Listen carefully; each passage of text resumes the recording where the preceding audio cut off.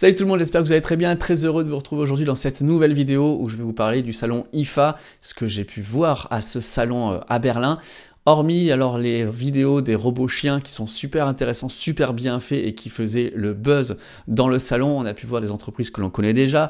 On a vu Zendur, EcoFlow, Anker, il y avait aussi Starlink, il y a plein d'entreprises qui étaient présentes également. Je vous mets les chapitrages pour que vous puissiez naviguer dans la vidéo et aller voir peut-être l'entreprise qui vous intéresse le plus. Malgré tout, j'aimerais bien que vous alliez voir le segment sur Narwhal. Pourquoi? Parce que c'est une entreprise de robotique. Bon, ils font des robots qui nettoient la maison, mais ils intègrent dans leur nouveau robot une intelligence artificielle et des caméras de la vision, un peu comme on voit avec Tesla. En fait, j'ai parlé avec les ingénieurs, ils m'ont dit oui, c'est exactement basé sur la même IA et sur la même façon de faire que Tesla. Il y avait sur place une petite démonstration et j'aimerais que vous me disiez en partie commentaire ce que vous pensez de ces applications d'intelligence artificielle qui arrivent dans notre quotidien. Juste avant de commencer aussi, deux petites choses. La première chose, si ça vous intéresse, si ça vous plaît, un petit like, un petit partage, un petit abonnement si ce n'est pas déjà fait, ça fait énormément plaisir. Mais aussi la grosse info, on se donne rendez-vous au salon Ever à Monaco. Ça sera au Grimaldi Forum les 13 et 14 novembre. Alors, petit conseil si vous y allez, faites attention parce que le parking du Grimaldi Forum est assez encombré à cause des travaux. Donc, il faudra privilégier un autre parking ou peut-être même avec le train, ça sera encore mieux. Mais en tout cas, moi, je vous verrai là-bas sur place les 2 jours. Je serai notamment sur le stand des associations d'utilisateurs de véhicules électriques qui est parrainé par l'opérateur de recharge rapide Atlante. La semaine prochaine, je vais enregistrer une vidéo d'interview du directeur France d'Atlante, histoire de mieux les connaître. Normalement, cette vidéo devrait sortir juste avant le salon. Voilà pour les petites infos. Place maintenant au show. On se retrouve donc au salon IFA à Berlin. Sur le stand de Zendur, alors que regardez, il y a des vidéos qui montrent comment on maltraite des batteries. Waouh! Bon, on va pas s'amuser à faire ça dans nos différents tests. Ce que je voulais vous montrer, c'est la nouveauté. Ce que je vous ai présenté il y a pas longtemps, le Zendur Solar Flow Hyper, il est là. Ce qui nous intéresse, c'est le petit boîtier qui est ici. Puisque vous m'aviez posé la question, est-ce que ce système peut servir en cas de coupure de courant? Jusqu'à présent, ce n'était pas possible. Et j'ai en exclusivité ici à Berlin le produit qui va nous permettre de ressortir quand même de l'électricité en cas de coupure de réseau général. Dites-moi ce que vous en pensez, mais je crois que j'ai déjà vu ça, ce petit dock. Donc on a 1, 2, 3 prises, 2 sorties USB-C et une sortie USB normale. Là, il y a un petit écran qui nous donnera le pourcentage d'énergie restante dans notre colonne. Et comment ça va se passer? Eh bien, c'est très simple. On a donc notre boîtier Hyper et en temps normal, connecté à cette fiche, on a une prise de courant traditionnelle. Lorsque l'on va démonter cette fiche, on va pouvoir connecter ce petit boîtier aux alentours de 70 €, quelque chose comme ça. On pourra avoir cette option et donc transformer notre stockage domestique en possibilité de backup. En cas de coupure de courant, certes c'est limité à 1200 watts par tour, il faudra connecter directement à un frigidaire par exemple. On ne pourra pas renvoyer l'énergie directement dans la maison pour des raisons de sécurité, vous comprenez. C'était une grosse question, je sais que vous adorez ce produit, parce que ça ne le rend pas encore plus parfait qu'il ne l'était déjà. Dites-moi en partie commentaire ce que vous en pensez. Les amis, on traverse de chez Zendur à Blue Yeti. Il y a quelque chose que je voulais vous faire voir. Comme je vous dis, il y a toujours un petit facteur X dans un salon. On se dit, oh, j'ai déjà tout vu. Ah ben non, il y a quelque chose de nouveau, regardez. C'est une batterie, mais une batterie qui va dans un sac à dos. Alors dites-moi ce que vous en pensez, est-ce que vous trouvez le concept intéressant? On va mettre cette batterie et on va avoir du rangement pour pouvoir mettre nos affaires de camping, pour mettre notre matériel vidéo. Voilà à quoi ressemble la batterie, elle est super compacte. Une sortie ici électricité en 220 volts, regardez c'est 700 watts. On va avoir une entrée là, la prise de terre. Et de l'autre côté, je vais avoir un petit écran, le bouton AC, le bouton DC, des sorties USB-C en 100 watts, de l'USB en 15 watts. Et je vais pouvoir charger la batterie avec du photovoltaïque à 350 watts. On aura 2 batteries de 2 capacités différentes. Ça devrait être dispo à partir du début de l'année prochaine. Dites-moi en partie commentaire ce que vous en pensez. Ça pourrait être assez sympa à essayer parce que c'est vrai que quand on part plusieurs jours faire du trekking ou quoi, souvent c'est trop gros, on ne sait pas comment les transporter. Et là, d'avoir une batterie qui se loge dans un sac à dos, je trouve ça plutôt malin quand même. On continue avec SpaceX. Ouais, SpaceX, ils sont là. Il y a un nouveau Starlink qui sort. Starlink Mini, c'est super petit. Ça, c'était le routeur qui va avec la grosse antenne. Le routeur est inclus à l'intérieur de l'appareil. Connecté avec une simple prise d'alimentation, eh bien, on ne peut avoir de l'Internet. Et ce qui est top, c'est qu'on a l'option roaming. On peut le mettre sur le toit de sa Tesla, par exemple, être en train de rouler, on aura Internet n'importe où. Ils prévoient de pouvoir créer une batterie nomade dédiée pour leur Starlink. Ah ouais, ils ont bien compris que tout le monde achète des batteries EcoFlow, donc pourquoi pas faire la leur, quoi. Le photovoltaïque, le stockage de manière intelligente, on utilise quoi? Shelly, EcoFlow, Zendur, particuliers eh bien, utilisent leurs produits pour contrôler la charge et la décharge des batteries. Et ça marche aussi pour faire la recharge dynamique intelligente avec les voitures électriques. C'est ce que j'utilise avec ma borne Lectrico. J'ai un petit Shelly comme celui-là avec Lectrico. Et avec Zendure, on utilise celui-ci de Shelly, le Shelly Pro 3EM. C'est vraiment la base maintenant, de monitorer la production et la consommation d'énergie de manière intelligente. Tiens, en parlant d'énergie intelligente, on va aller là, on a interviewé le directeur France d'Octopus, d'énergie verte, avec la grosse pieuvre. Octopus sont originaires du Royaume-Uni et ils sont fournisseurs d'électricité. Ils produisent aussi d'énergie, avec notamment des éoliennes. Et là, ils vont investir énormément d'argent dans les années à venir pour la production des photovoltaïques et d'éoliens en Europe. Ils développent des systèmes de recharge intelligents, notamment avec Tesla, où on va recharger notre voiture électrique en fonction de la production d'électricité verte. Là aussi, on voit que toutes ces technologies sont en train de se combiner pour disrupter finalement le monde de l'énergie fossile. Ah les amis, on arrive sur le stand de Reolink, caméra de surveillance solaire notamment. Je vous en ai déjà présenté plusieurs. Et là, il y a la nouvelle qui vient de sortir. Elle est ici, c'est la Atlas PT Ultra. Ça sera une des prochaines vidéos sur la chaîne. Je vous en parlerai en détail. Ce que je voulais juste vous montrer, puisque c'est assez parlant, assez marquant, la technologie Color X. On a deux caméras, une caméra standard et une caméra Reolink. À gauche, c'est la caméra standard dans le noir. Et ça, c'est l'image que l'on a de la caméra Reolink. Alors, c'est vraiment du live, hein, parce que si j'ouvre un petit peu la boîte ici, on voit la lumière qui arrive, mais malgré la petite fente que j'ai ouverte, ben, on voit rien du tout. Si jamais je referme, voilà, on voit plus rien. Et ici, on voit quasiment comme en plein jour. On a testé celle-ci. Celle-là, c'est la dernière que je viens de vous présenter. Elle est trop mignonne. J'adore sa bouille. Et puis moi, j'ai une mare. J'adorerais pouvoir installer ça. C'est un piège vidéo. Et ça aussi, ça serait cool parce que j'ai installé des nichoirs. Je pourrais regarder ce qui se passe parce que tous les ans, j'ai des nichés de mes anges chez moi. Ça me permettrait de voir les entrées et sorties des oiseaux sans leur faire peur. Chez Ankersonics, il y a des nouvelles batteries. Elle fait 288 Wh. Assez compacte. Avec deux prises, des USB, une torche. Une forme plutôt sympa. Mais à côté, pour le camping, il y a ma chouchou du moment. Regardez comment elle est sympa, celle-ci. Donc, c'est la C300X. Ça, c'est la batterie de camping par excellence.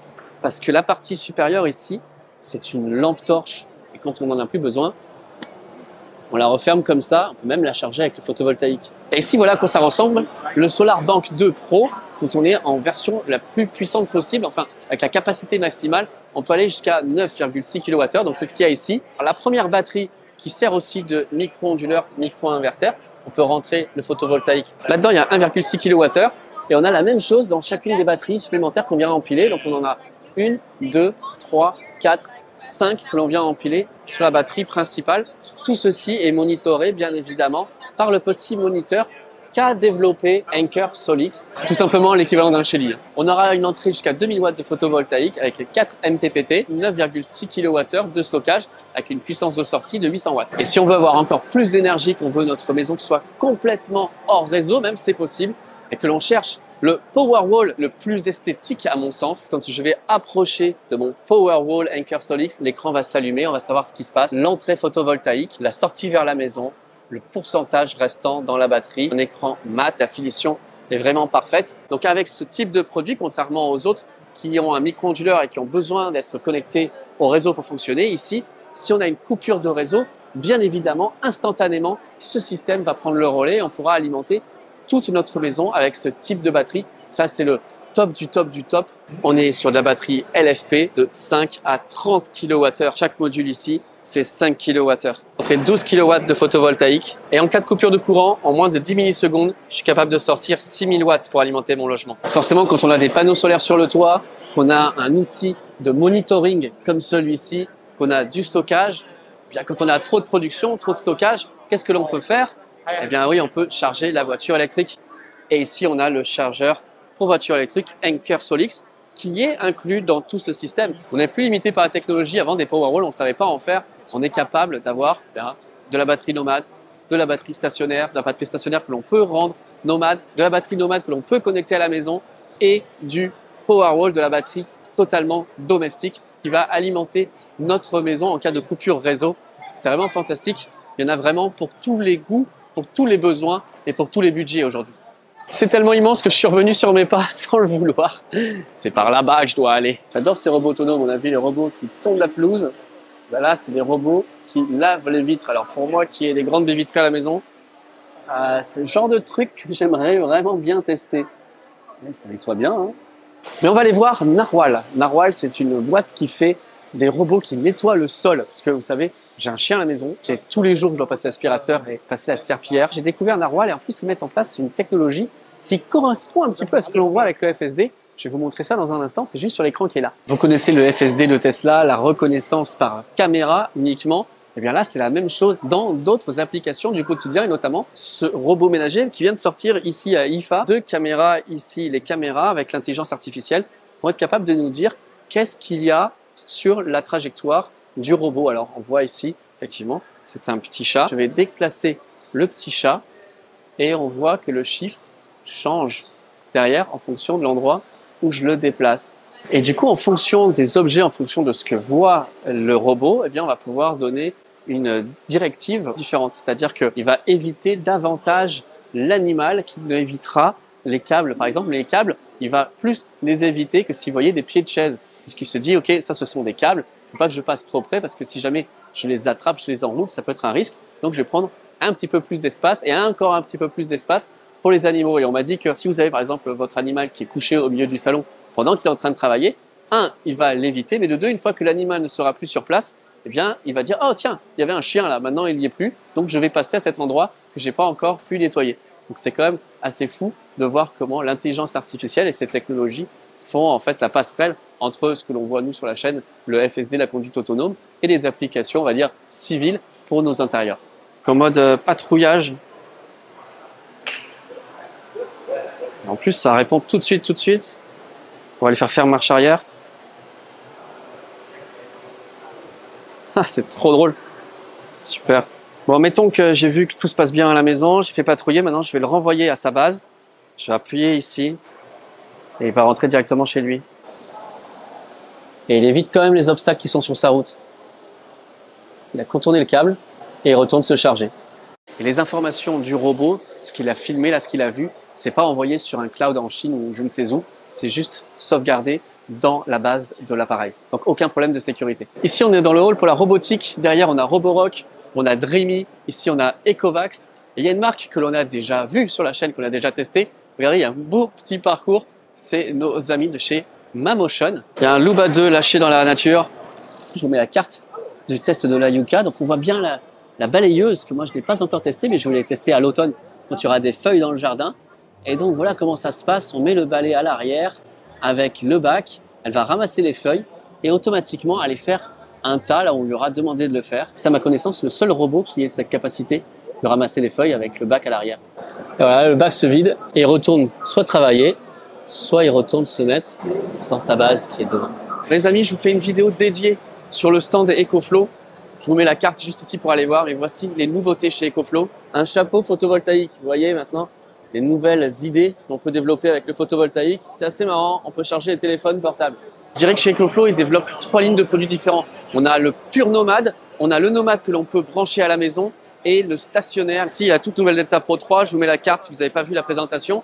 On peut bien évidemment la connecter au PowerStream. On va pouvoir connecter des panneaux solaires en direct dessus et connecter aussi les panneaux solaires au PowerStream. Les nouvelles Delta série 3, la Delta 3 Plus et sa batterie supplémentaire. Vous voyez maintenant, comme avec la Delta Pro 3, on va les poser les unes sur les autres. Et les prises AC ont été déportées à l'avant. Je trouve ça nettement plus malin. Le flux d'air a été changé aussi. Avant, il était sur le côté. Maintenant, il va de l'avant à l'arrière. Et du coup, on va avoir des batteries qui seront nettement plus silencieuses. Parce que le bruit, c'était quand même un des points faibles chez EcoFlow. La nouvelle gamme River, on a deux batteries différentes et 2 tailles de batteries supplémentaires. La connectique se fait maintenant par le dessus, toujours très légère et compacte. C'est vrai qu'ils n'étaient pas encore présents sur le segment des petits powerbanks. La maison intelligente du futur entièrement EcoFlow avec le Power Ocean, l'application mobile qui gère toute la maison, la pompe à chaleur, le chargeur de voiture, ce que seront nos logements dans un avenir très proche, je l'espère. Voilà les amis pour cette vidéo, j'espère qu'elle vous aura plu. Si c'est le cas, bien n'hésitez pas à la liker, à la partager. Dites-moi en partie commentaire ce que vous avez préféré, ce que vous avez moins aimé. En tout cas, j'ai essayé de vous présenter ce qu'il y avait au salon. Bien évidemment, il y avait beaucoup plus de choses, mais j'ai voulu faire le tri de ce qui nous concerne le plus sur la chaîne. Encore une fois, n'hésitez pas à nous rejoindre si vous le pouvez au salon Ever à Monaco les 13 et 14 novembre. Nous, on se retrouve en tout cas très bientôt pour de prochains épisodes. Allez, salut tout le monde!